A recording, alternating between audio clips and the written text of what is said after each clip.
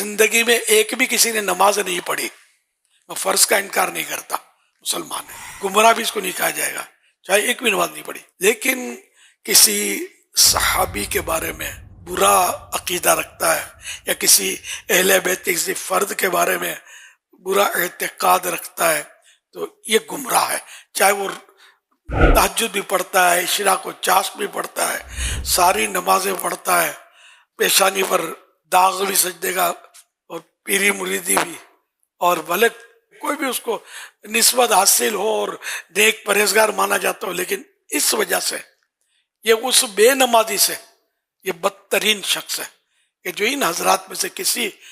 سے بغض رکھتا ہے، عناد رکھتا ہے۔ اللہ پاک ہمیں صحابہ اہل بیت کی محبت پر قائم رکھے اور انہی کی محبت پر خاتمہ کرے۔ کبھی بھی میری آپ سے درخواست ہے کہ کوئی ایسا فرد جو کسی صحابی یا اہل بیت کے کسی فرد سے بغض و عناد رکھے، ان پر تنقید کرے۔ آج کل کرتے ہیں تنقید،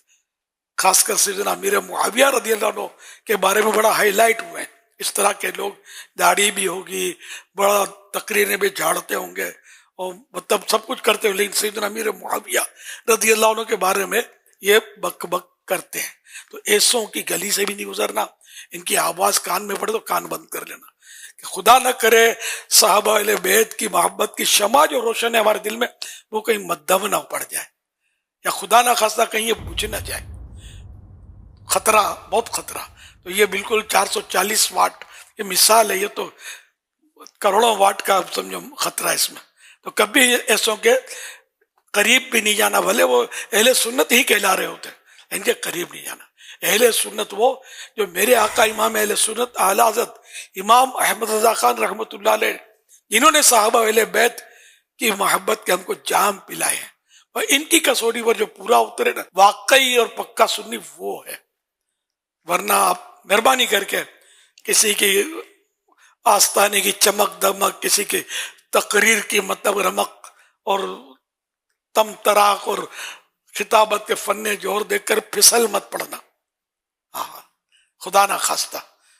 میں آپ کی بھلائی کے لیے کہتا ہوں، دعوت اسلام تو بہت بات میں بنی، الحمدللہ صحابہ کرام علیہم رضوان کے تعلق سے اور اہل بیت کے تعلق سے میں مطلب جذباتی حد تک میری وابستگی شروع سے ہی اللہ کی رحمت سے، یہ سمجھو ہمارے گھر میں سے ہم کو یہ گھٹی میں ملا ہے۔ ہم کو وہ صحابہ اہل بیت کی محبت چاہیے، ان کے ماننے والے چاہیے، ان کے ماننے والے ہمارے سر کے تاج، جو ان کو نہیں مانتے ہمارے پاؤں کی جوتی بننے کے بھی وہ قابل نہیں ہے، خدا کی قسم وہ قابل نہیں ہے، ہم ننگے پاؤں سے ہی ہیں الحمدللہ۔